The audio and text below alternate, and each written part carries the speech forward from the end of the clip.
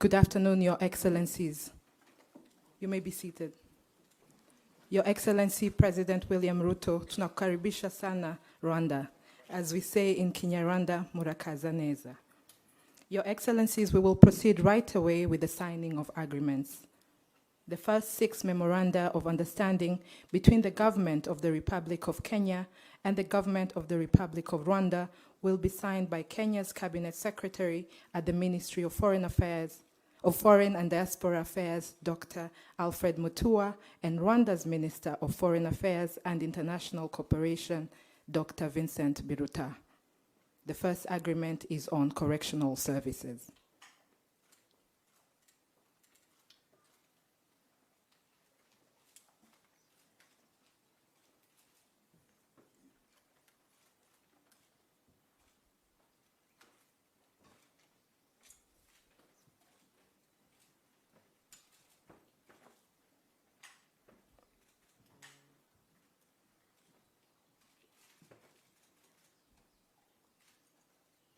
The second agreement is on diplomatic training.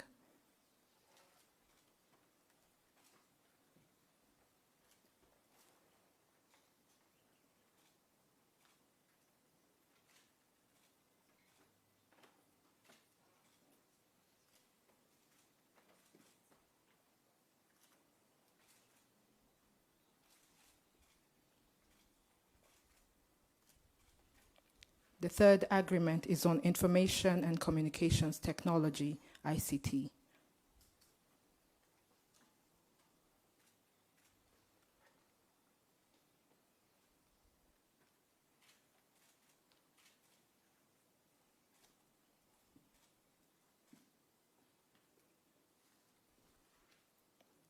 The fourth agreement is on health.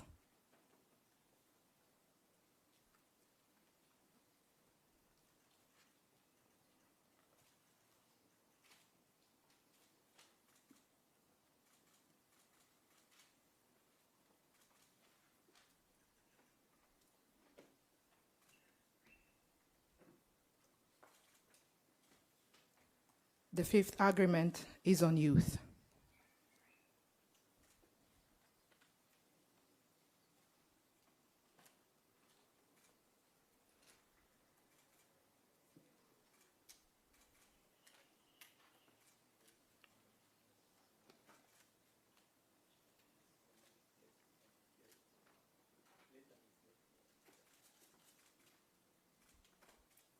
The sixth agreement is on cooperative development.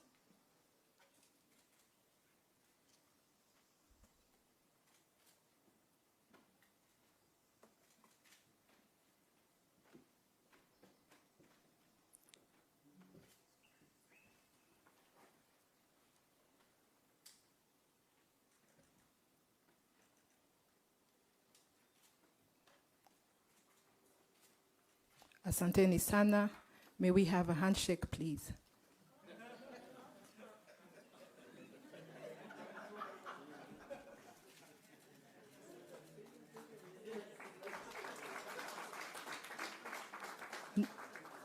Next, we invite Kenya's Cabinet Secretary in the Ministry of Education, Ezekiel Ombaki Machogu, to join Rwanda's Minister of Education, Dr. Valentine Uwamariya, in signing an agreement on education.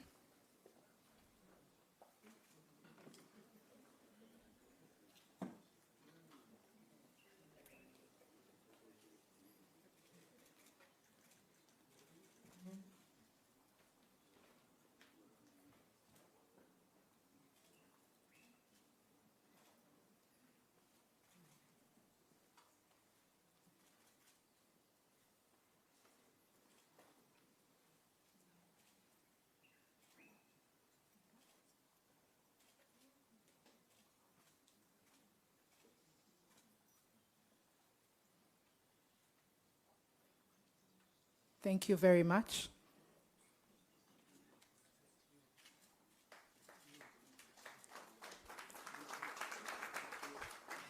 Next, we invite Kenya's Cabinet Secretary in the Ministry of Agriculture and Livestock Development, Mithika Linturi, to join Rwanda's Minister of Agriculture, Dr. Ildefonse Musafiri, in signing an agreement on agriculture.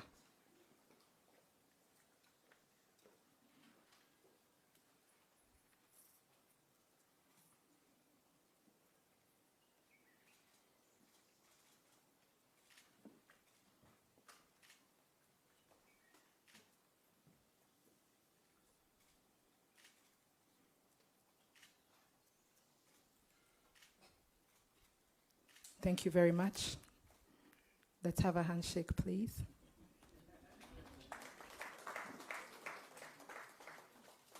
And finally, the agreement on gender will be signed by Kenya's Cabinet Secretary in the Ministry of Public Service, Gender and Affirmative Action, Aisha Jumwa Katana, and Rwanda's Minister of Gender, Jeannette Bayisenge.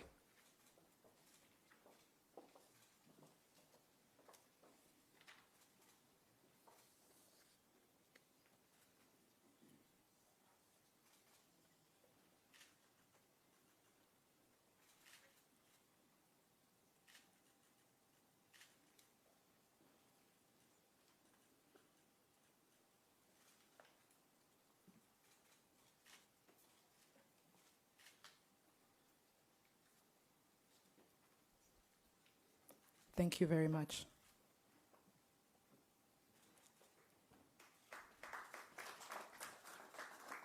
This marks the end of the signing ceremony.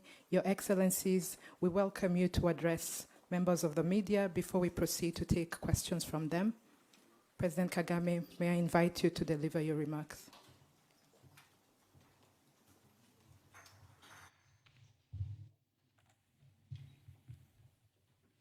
Excellency, President Dr. William Samuel Ruto, members of the media, honorable ministers, distinguished ladies and gentlemen. I want to take this opportunity to once again welcome the President and his entire delegation to Rwanda. Over the years, Rwanda and Kenya have built strong relations. Today's visit underscores that friendship. The President and I had productive discussions.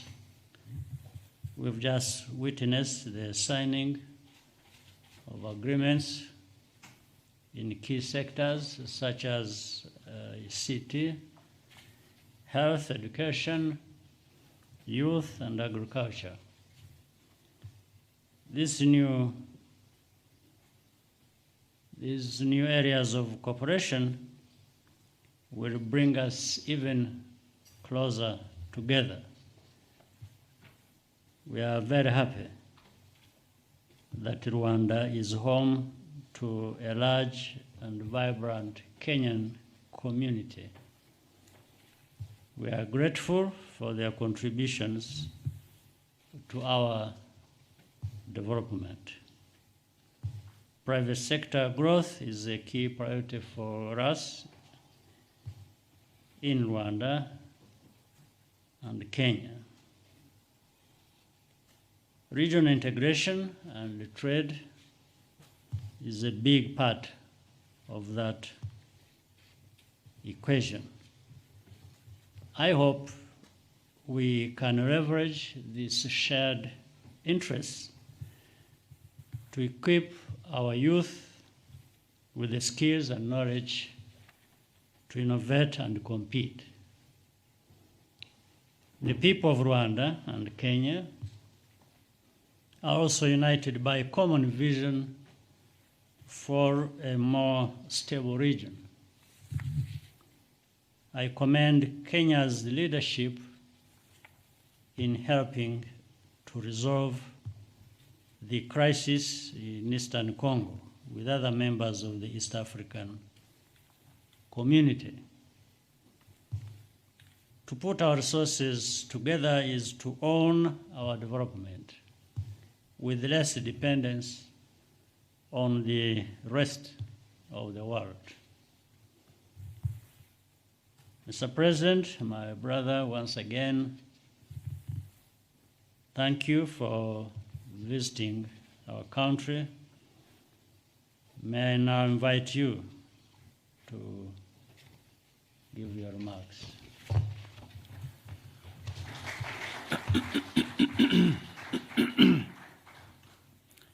Good afternoon, everybody. First, let me take this opportunity to thank my dear brother, the President of Rwanda, President Paul Kagame, for his invitation for me to visit Rwanda and for being a gracious and generous host. My delegation and I, Your Excellency, have experienced wonderful hospitality of the people of Rwanda, and I want to appreciate on behalf of my delegation the warm reception extended to me and to members of my delegation. The President and I have engaged in very fruitful, extensive consultations and deliberations on matters that are important not just for our two countries, but for our region and for to the people of Rwanda, and through you, Mr. President, to the people of Rwanda for the hospitality that has been extended to the big 10,000 strong plus Kenyan community in Rwanda. We don't take that for granted. We sincerely thank you for that great hospitality. Let me also appreciate the MOUs and the documents that have been signed between our officials in the many areas of health, of ICT, education, and all the other sectors that will consolidate the relationship between our two countries, present to us new momentum, and create new impetus for the growing of our relations and expanding of our engagement between our two countries and as also members of the East African community.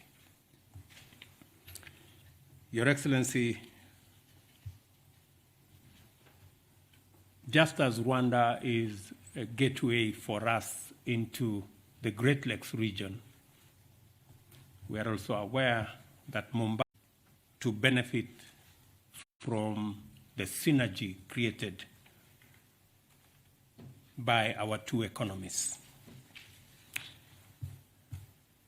Let me also say, in our conversation, we have discussed the issues around how to enhance communication between our two countries. It is the case that both Kenya and Rwanda have already signed and ratified the One Area Network that will present to our people the opportunity for ease of communication that will make it that much more easy for business, for enterprise to thrive as people engage not just through travel, but through communication.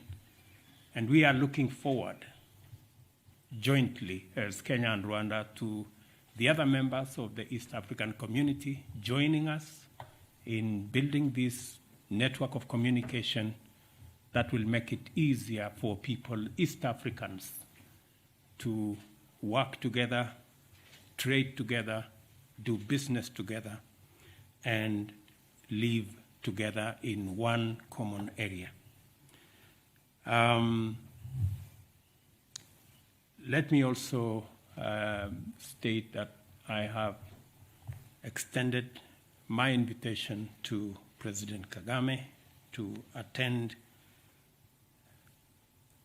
the mid-year coordination meeting of AU that will take place in Nairobi between the 13th and 16th of July this year.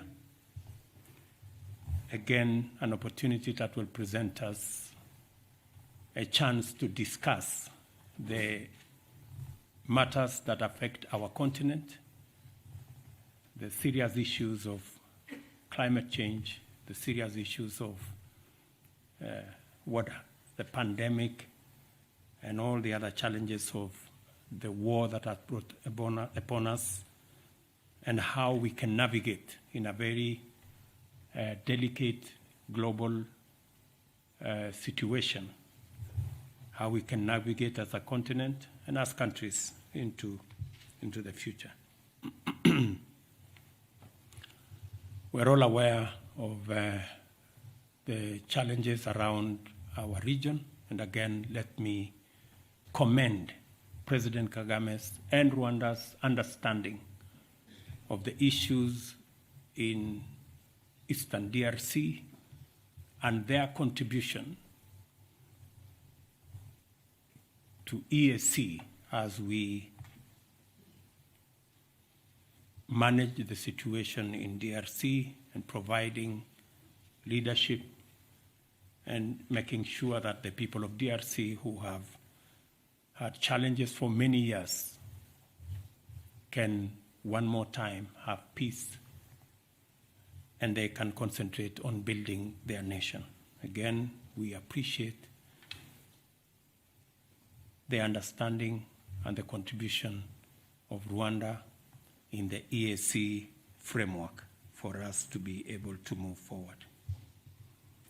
Same thing in Ethiopia, same situation in Sudan, and same situation in South Sudan, that we need the invaluable contribution and support of Rwanda in helping us sort out our neighborhood.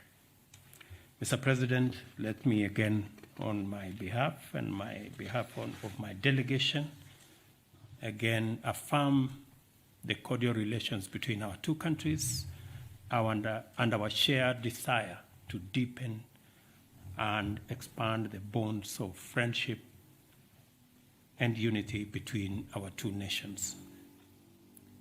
I am looking forward to this visit and all the other stages of this visit, and I am confident that the people of Kenya and the people of Rwanda will be the richer out of this engagement. I thank you. Asanteni waheshimiwa. If you allow me, we will now begin by taking brief questions from members of the press. If we can have the first question, Leila.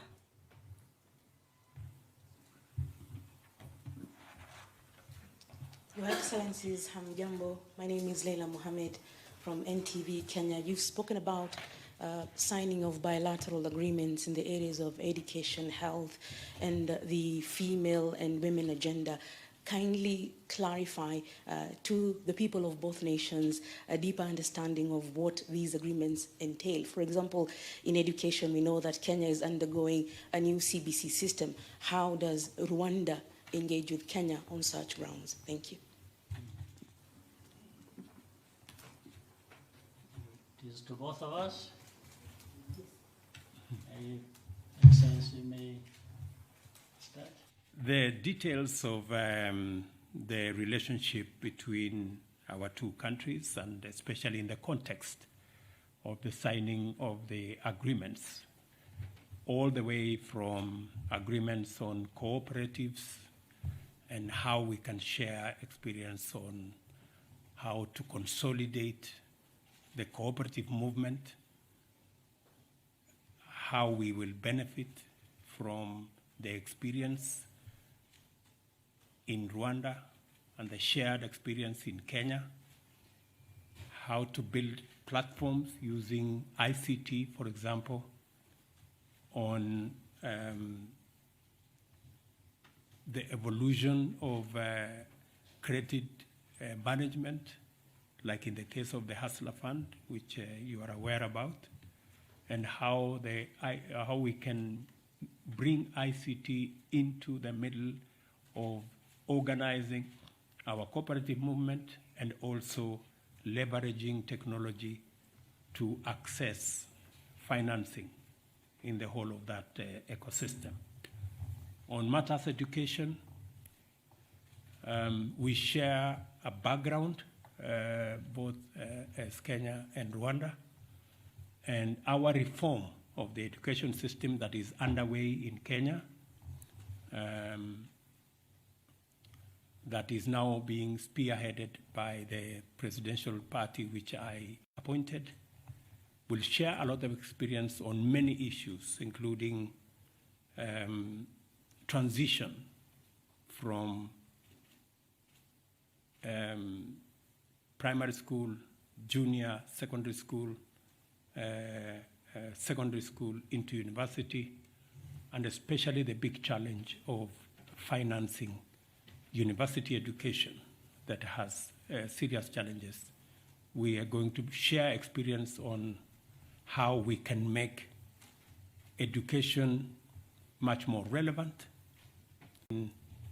Our two referral hospitals, the largest referral hospital in Rwanda and the largest referral hospital in Kenya, again, for us to share experience in that space and also to share facilities where necessary. You may want to know, for example, that Kenya benefited from support from Rwanda when I called His Excellency, and he was gracious enough to give us their ICT platform for VAT management.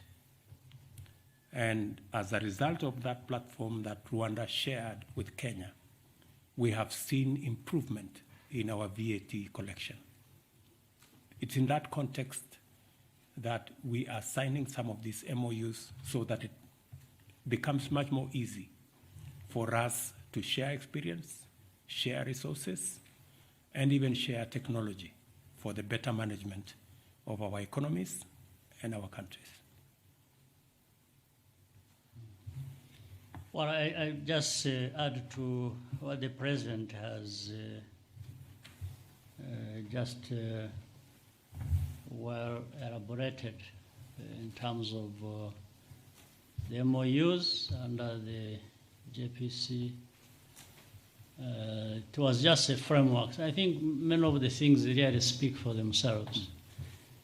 It's a framework that will help us identify which key areas of interest to both countries where we can cooperate and add value and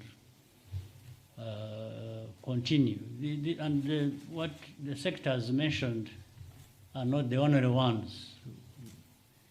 There are more that have been ongoing or more that will come where that cooperation is going to be very helpful. And it is about learning from each other, from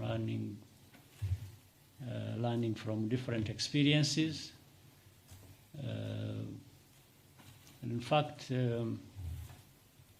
Mr. President, and I'm sure it is of interest to the audience, the many thousands of Kenyans who live here, we are happy that they are here, the many things they are doing for themselves. But in the end, what they are doing for themselves is also beneficial to the country, to the people of Rwanda. And in fact, for example, some of them are teachers, so where we have shortage of capacity. Some will be doctors, others work in the hospitality sector. So they have even helped fill the gaps that exist in our own systems. Because of where we have come from, we didn't have, in fact, and by the way, they have been here for a long time. They've been here significantly here. They started being here maybe in the year 2000, but even slightly before that. And at that time, we had no capacity in this country in all sorts of ways, in any sector, yeah. So the Kenyans mainly and other East Africans came here to do what they know how to. In that sense, they benefited, we benefited. And this is really what is being elaborated in these MOUs and the cooperation and the relationship we have between Rwanda and Kenya. So this is just a smaller part, in actual fact, of the big thing we have to do. Thank you. Let's have a second question from Sophie. My apologies, I'm not going to stand because I'll disturb the cameras okay. because No some worries, of them are live. no worries. My name is Sophie Mkwena from the South African Broadcasting Corporation, SABC. It's an opportunity that comes once, therefore I have just 3 questions to both the leaders. The issue of the conflict in the Great Lakes region in the DRC, it is of a concern not only to the 2 countries, but generally including South Africa. How can this matter be resolved? And then the second question is in relation to President Ruto. Back at home, are we likely to see another handshake? I'm saying here in relation to your announcement on Sunday, if my memory serves me well, that you are willing to engage the opposition. And then finally, President Kagame, ahead of the commemoration of the genocide, is the international community doing enough to deal with issues of conflict around the world, learning from what transpired in Rwanda in 1994 when the world looked away? I remember former President Mbeki saying, your party even reached out to the ANC then before they became government, but unfortunately they were busy with elections. Are we doing enough as the global community to avoid this conflict, the war in Ukraine, Palestine, and all those flashpoints? Thank you so much. That will be loaded. You want to go first? You wish? Okay, let me say the following. On the matter of DRC, Eastern DRC, and the challenges of security in Eastern DRC, this is a collective concern of us as a region. The heads of state did take a decision that EAC must provide leadership in sorting out the challenges in Eastern DRC, especially after DRC joined the EAC. The good news, the positive news, is that the last 1 month has seen a lot of positive development around the challenge of security in Eastern DRC. We now have, joining the Kenyan forces that have been there for the last almost 5-6 months, Burundi have now come in, Uganda have now come in, and forces also possibly from Angola have come to support the whole effort of stabilizing Eastern DRC, providing security for especially vulnerable people, ensuring that we manage the challenges of security that continue to lead to loss of life, gender-based violence, and many other issues around children who cannot go to school, and children that are displaced, and hundreds of thousands of people that live in camps. Because of the buildup of forces from different countries, there has also been generally a movement even by the armed groups in Eastern DRC to respect the cessation of hostilities, to also abide by the cantonment areas.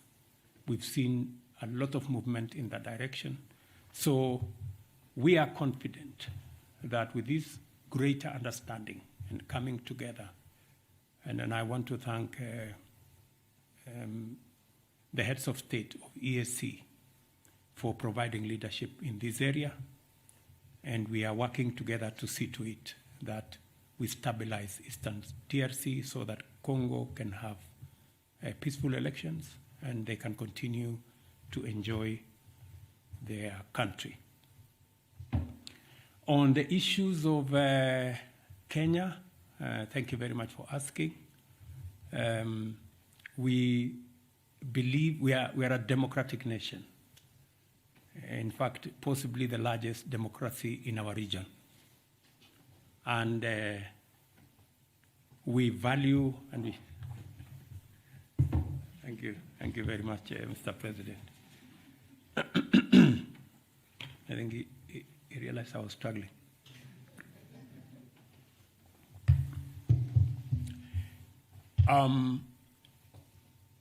As I said, we are a democratic country. We went into elections in August last year. Highly competitive election, very peaceful election, the best acclaimed outcome ever, an election that dealt a big blow to ethnicity, that election was devoid of any ethnic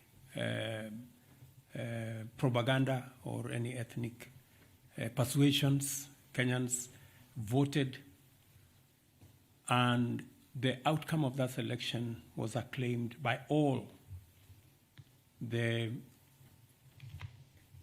people who went through that journey with us, including observers, both domestic and also foreign.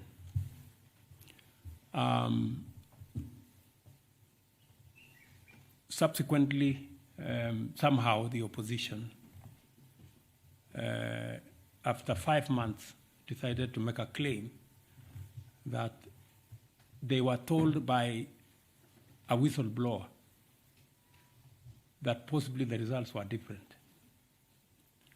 They haven't been good enough to tell us who the whistleblower is and how they arrived at a different set of results than one that were released by our Independent Electoral and Boundaries Commission. However, as I said on Sunday, in times like this, it is not a question of who is right and who is wrong. In times like this, you have to put your house in order. And as president, I owe it to the people of Kenya to provide leadership. And on Sunday, I did ask the opposition to reconsider the demonstrations that they had undertaken, because protests and demonstrations are provided for in our constitution, but the protests and demonstrations were acquiring an ugly, violent turn that was destroying property, putting a lot of lives into risk, causing a lot of unnecessary chaos, and it was time for them to reconsider those demonstrations. I did offer them that whatever issues that they had, there was democratic, constitutional, legal channels of raising those issues using the platform of Parliament in a bipartisan manner. And that is the offer I made to the opposition. You asked me a direct question whether there will be a handshake because of this situation. I want to tell you there will be no handshake. But there will be an engagement in Parliament on the issues that have been raised. Those that Parliament can resolve, they will be resolved. And when I say there will be no handshake, I know that there is a context, like we were being told here, please have a handshake. Unfortunately for us in Kenya, a handshake has a different connotation. And that is the one that I am talking about. The handshake that brings the opposition and government into some conundrum and a mongrel and an outfit that is undemocratic, unconstitutional, and illegal. We are a democracy. And in a democracy, it is underpinned by a system of checks and balances, where you have a government and an opposition. The history we have of the handshake is where there was a fusion of government and the opposition, and the results were very disastrous for Kenya. There wasn't any accountability. The whole system went rogue, and the people of Kenya do not want a situation where democracy is undermined. Democracy is, the system of checks and balances is undermined. Kenyans want a democracy where the system of checks and balances works. I am a great believer myself in a system where there are robust checks and balances, because that's the only way you can hold a government or an executive to account. And holding an executive or a government to account works for everybody. It works for the citizens, it works for the government because they are kept on their toes, and it works for the opposition as well, because then they become part of success of a country. So I hope I have answered your question. Thank you. Good. Well, on my part, two quick comments. One is on Eastern DRC.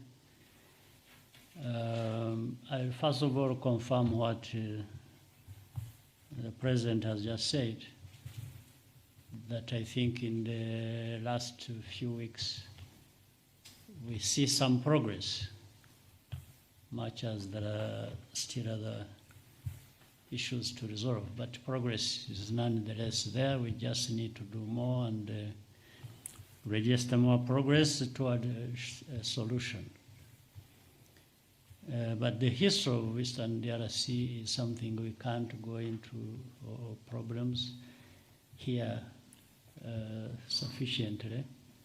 It will take a long time, but problems have been there back and forth. And something related to what the President said also is, maybe for many years people have concentrated on trying to apportion blame to all parties and who is right, who is wrong, and it has gone on forever. So that means there's something wrong with that approach to dealing with the issues. I think the best way to deal with such issues is study, understand, and deal with the root causes of any of that problem or any other problem anywhere. If you don't look at the root causes, then you tend to give a partial solution, and then problems come back every other time. So, and this is linked to what you also mentioned, referring to the international community and what they do, whether there are any lessons learned. I want to, first of all, assure you there is very little learning in our world, in the world we live in. And that's why you find crises happening everywhere after crisis. If we learned lessons and applied the lessons, I think we would have less problems. Like in our case, the Eastern Congo problem has been there, has been related to problems we had here in Rwanda in some way. Then other things are specific to Congo. So then there is a mixture of Rwandan problems, Congolese problems, and when they mix up and you don't approach it correctly, you tend to have a permanent situation like this.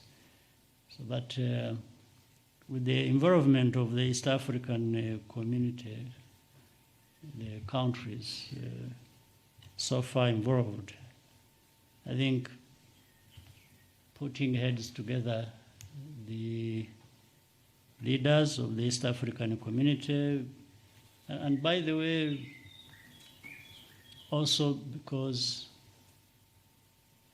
these are people near to the problem or linked to the problem one or the other. It goes into what is so often talked about, African solutions.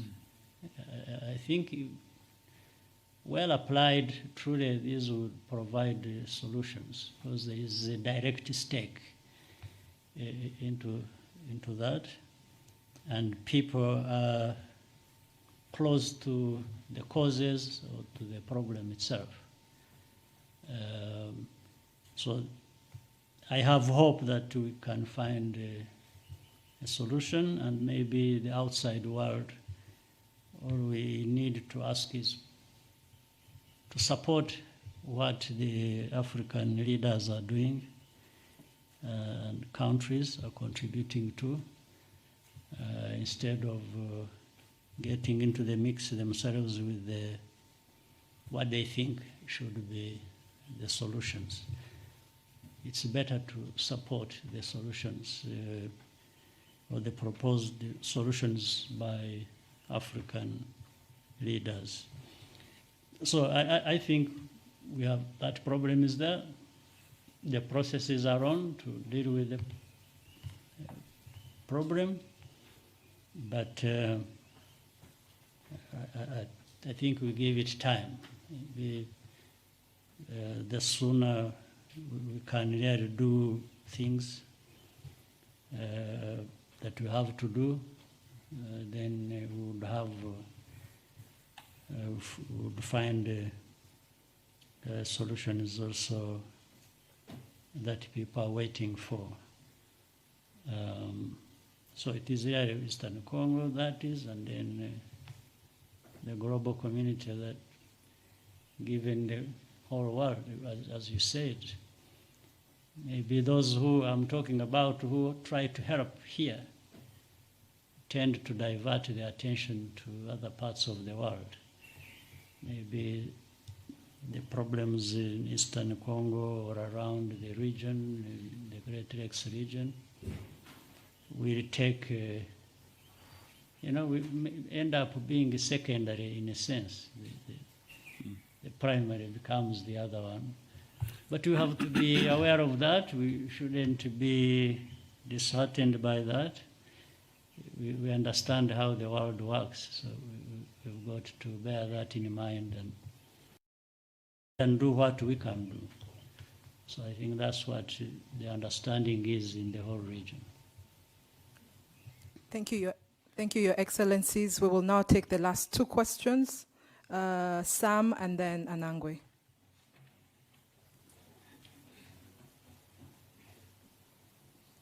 Who is Sam?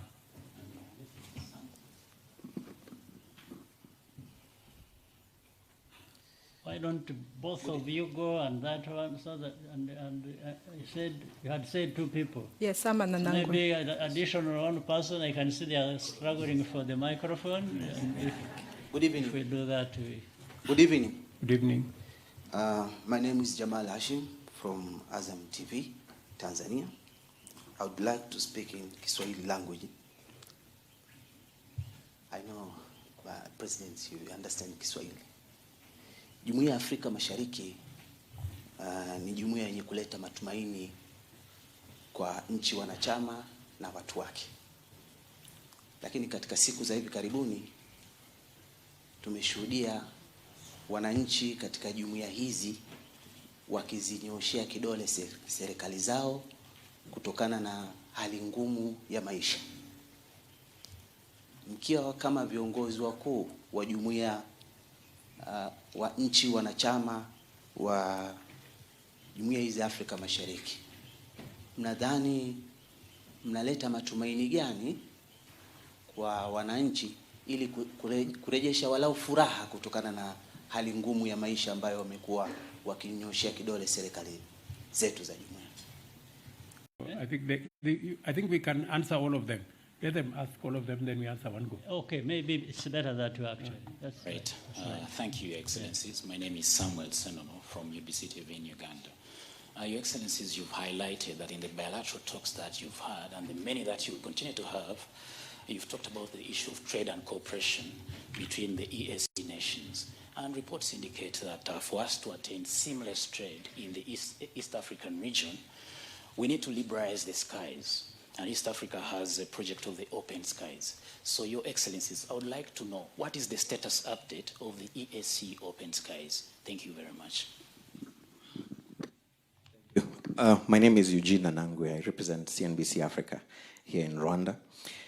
President Ruto, recently you gave a bag of goodies, for lack of a better word, for U.S. investors, including possible tax relief measures. And this has been received in different ways. There are those who are local traders and those from the region who probably see this as, something that they wish to see as well. How do you convince them that such measures are not discriminatory and that you also think about those local investors? To both of you, President Paul Kagame and President Ruto, we are experiencing tectonic geopolitical shifts. And we've also heard of Japan, moving or committing to buying Russian oil above price caps. Most of people are breaking away from traditional US currency. I would like to understand where Africa, where Rwanda, where Kenya is in terms of their capacity on this table.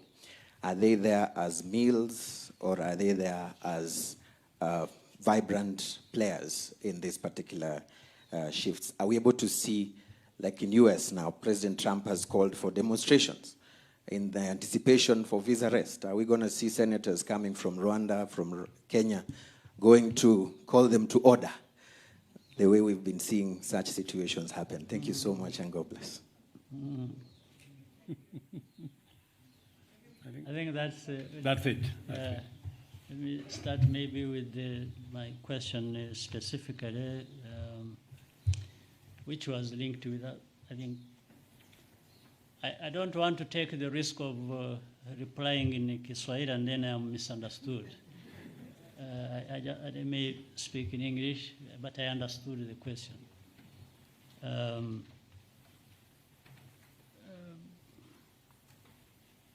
Leaders grapple with all kinds of problems. I'm referring to the first question you raised. And it goes on for a long time. Problems, old ones, new ones. The leaders are there to work with the people of any country to try and overcome these challenges that affect them. So problems we have today in whatever country you want to talk about, and the challenges that leaders have to address are everywhere. You don't find a country without any problems. That is for sure. Different countries have different challenges, problems, but they also have different capacities to deal with those challenges. So on the first part about problems, say, in our region, in different countries, and people pointing fingers at leaders, and that is what to expect with the leadership, with the politics, and with the challenges the countries face all the time. Now, on the transition part for the person in the president of Rwanda, is again another issue. I fully understand what you are talking about. It's an issue that has to be addressed sooner or later.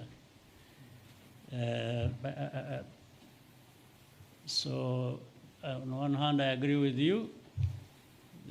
That is a solution that has to be found, irrespective of what has been done and progress and so on and so forth.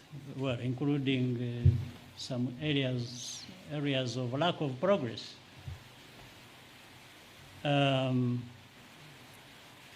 But maybe you heard my speech. Is it the other night? Is it last night? Or the night before the one of us? I had an opportunity to address this question directed to my party, which over the weekend we had many things to do, including we had a Congress that brought together over 2,000 cadres of the party I lead, which leads the country as well. Some of those things were discussed. And the one you put the question to myself, I had the opportunity to discuss it with my members of the party, that it is an inevitability that we have to find, first of all, grow leaders, and not for me to decide who is going to be the next leader after me. I think that also is not necessarily correct, but to create an environment, circumstances that will give rise to people who can lead, irrespective of whether I like them or not. Because I think you brought it up referring to democracy. You're talking about governance. You're talking about good governance. In good governance, I don't think you want everyone exiting to be the one to decide who comes after them. So let's put that aside. But the situation is being looked at, has been looked at, in fact, since 2010. We had this discussion within our party, within our country. But the circumstances also in Rwanda, and the history and the challenges tend to dictate certain things that may not be very common with other situations. But even other situations have differences of things they have to deal with. They don't necessarily deal with, in one country, one thing, like another country does it, and so on and so forth. But while that problem is, especially in our case, is particularly a bit complicated and has created these, given rise to these questions, it's also not very difficult to understand. It's not something that is invented by anybody or that has to come from anybody else other than we ourselves having to ask this question. Because at the end of the day, we are the stakeholders, and we aren't doing it for anybody else or to please anybody else or to do that. It's to manage our own affairs and deal with our challenges the best way we can. But the point you made, I will say, is not the first time. It's not the first time it has come up. Maybe it's not even going to be the last time. But life has to go on. So we have to live our lives and deal with these challenges. So I'm sure one day I may join journalism in my old age. So, and then we can talk about that past that involved me. I'm looking forward to that. So maybe, President, I let you go and we can keep. Okay. Yeah. There was a question about the progress of the EAC Open Skies project. Yes. This one is also another thing that is going to happen if we really talk about integration and mean it. We can only say it has delayed, but it will come. And we better bring it about the proper way. I mean, there are things that need to be done within the region, people to discuss how best to do it, when to start. Do we start all of us, so we can start 2, then 3, maybe start 4, and others join? And these are things that people discuss and find a solution. So open skies, I think, are essential. And in fact, most of them, of these issues, like the President earlier said, had something to say about one area, network of communication, which has applied between mainly between Kenya and Rwanda. It was meant for the whole of East Africa. But instead of waiting for all of us to do it at once and maybe never take off at all, we said those who are ready can move on and the others will follow, especially when they have seen the benefits. But this also relates to something else bigger, which is the African Continental Free Trade Agreement that was entered into, and such a vast area that Africa or African countries that are part of it would really benefit immensely from. Opening up the skies, integrating communication lines, and serve very well within that framework, something that is so precious to our continent. So I'm sure it will soon be coming. And I let the President handle that if need be. I'll come I think in she wants to say something. No, sir. Okay, thank you very much. So let me say the following. I heard you talk about why don't you look for a successor? I want to tell you that from our own experience in Kenya, trying to get a successor can be a very disastrous project. Because it may not be the person the people want. So I think that's an area that requires much more than identifying somebody and saying, telling the population this is the person. What President Kagame has done from where I sit is commendable. I think he has provided sufficient mentorship to enough people to be able to step forward and in a democratic manner do what they have to do as a nation. I am very confident that he has provided lessons to many other leaders, and it is up to those leaders to do what they have to do. Wacha nikujibu kwa Kiswahili jambo la gharama la maisha, gharama ya maisha. Wacha nijaribu Kiswahili. Sio sanifu sana kama ya kule Tanzania, lakini nitajaribu ya Kenya. Gharama ya maisha ni changamoto la kitaifa na ni changamoto la kimataifa pia. Sio nchi zetu za bara la Afrika Mashariki peke yake ndio tuko na tatizo la gharama ya maisha kupanda. Ni tatizo la kimataifa, sehemu nyingi duniani, kwa sababu ya mambo mengi. Jambo la kwanza, tuko na matatizo yaliyotukumba ya pandemic ya COVID-19.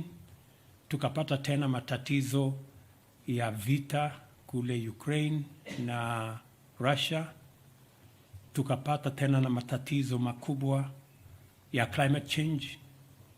Kwa mfano Kenya mwaka uliopita, magala yetu tulikosa karibu magunia milioni 10, karibu magunia milioni 10 ya chakula hayakupatikana kwa sababu ya mvua ambayo haikutosha. Na ni lazima tufikirie mbinu kama serikali, ni vipi tutashughulikia tatizo hili tukiwa na changamoto za climate change, kukosekana kwa mvua, kuchelewa kwa mvua na mambo kama haya, na vile vile kukosekana kwa mbolea ambazo tunatumia, na ni vile tutashirikiana kuondoa kwa mfano yale matatizo tuko nayo ya mipaka, vizuizi katika mipaka yetu ambayo yanazuia chakula kutoka Rwanda kwenda Kenya, kutoka Tanzania kwenda Uganda na changamoto kama hizo. Na ndio sababu tuwe na maelewano kama yale tumeelewana hapa Rwanda ya uhusiano kati ya mataifa zetu, ndio tuweze kusaidiana pale panapotokea changamoto kama ile ya matatizo ya njaa. Kawaida, kwa sababu sisi ni nchi za demokrasia, kuna watu ambao wanachukua changamoto kama hizo na kuzibadilisha zikawa ni mambo ya siasa. Kama nafikiri umekuwa ufuatilia huko Kenya, kuna watu siku hizi wanavaa kofia juu ya kichwa, wanavaa sufuria. Na nimejaribu kuwauliza, hii ni mbinu gani ya kuzalisha chakula? Ukiweka sufuria juu ya kichwa, sijui itasaidia kwa njia gani kuzalisha chakula na kuondoa njaa. Lakini ndio hali, vile wewe mwenyewe ulivyosema, ndio hali ya mambo. Again, to maybe speak to the issue raised about open skies, I think President Kagame has responded to you very well. It is not a matter of if, it is a matter of when. We will have the reality of connecting our airlines and possibly even having one regional airline that will connect our capitals, our nations, and to be able to provide easy movement of people, ideas, goods, services. That's really where we are heading, especially, as President said, in the context of Africa Continental Free Trade Area. That is where we are all going. The challenge we have in our region and in our continent is that of connectivity. We've made the first step to improve connectivity in communication. That's why we have one area network with Rwanda. It is our belief that the other East African countries will come along as a building block towards reaching even where we are thinking on how we can bring our space into one area, have a regional airline. I think there are already consultations between Kenya Airways and South African Airways. There is possibility of consultations with Uganda Airlines, and I'm sure further down the road with all the other airlines in our region, so that we can make the skies of our countries one area and be able to move our people and services faster and much more frequently. On the subject, my good friend said about, Mr. Anangwe, you said something about what? Sure. Okay, yes. Yeah, the incentive of U.S. investors. In any case, the incentive I announced last week are not just for American investors. And I said it very clearly when I announced those incentives. They are for business, whether they are Kenyan, whether they are from Rwanda, whether they are from East Africa, or they are from the US or indeed any other part of the globe.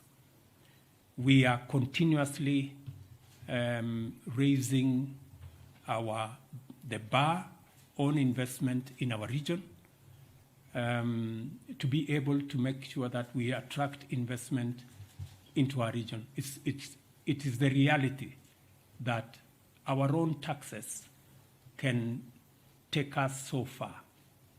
Foreign direct investment becomes another avenue of attracting resources so that we can grow opportunities, we can grow our economies, we can grow jobs for our young people. Apart from what we are doing nationally, using our own taxes, apart from what we can do with money that we can access from multilateral agencies, there is huge opportunity if we can also attract foreign direct investment. It is an avenue for growth of the economy, for growth of job opportunities, business opportunities, entrepreneurship, and it all works together. Not for the American firms, not for the European firms comes to invest in our region. It is the benefits we get with the jobs, with the investment opportunities, with the services, with goods that are manufactured in these areas. And for your information, many of the goods that will be produced by some of these investments are goods that will also earn us foreign exchange when they are exported to different destinations globally. So we have many companies in Kenya, for example, One Health Revital in Kilifi that exports to 28 countries in the world.